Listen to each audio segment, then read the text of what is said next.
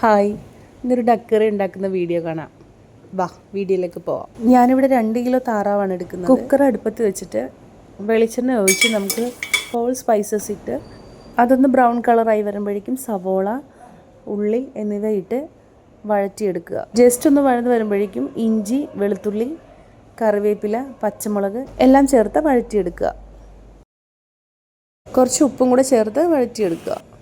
പൊടികളായിട്ട് മഞ്ഞൾപ്പൊടി, മല്ലിപ്പൊടി, മുളക് പൊടി, ഗരം മസാലപ്പൊടി, കുരുമുളക് പൊടി ഇവയെല്ലാം ചേർത്ത് നന്നായി വഴറ്റിയെടുക്കുക.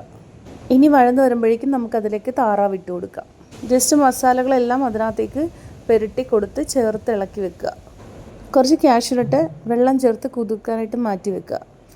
അതിനകത്തേക്ക് കുറച്ച് തേങ്ങാപ്പാലും കൂടെ ചേർത്ത് അരച്ച് ഈ കൂട്ടിനകത്തേക്ക് യോജിപ്പിക്കുക.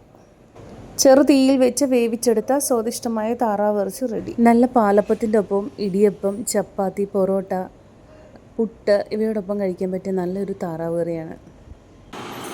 കഴിച്ചിട്ട് അഭിപ്രായം പറയണേ.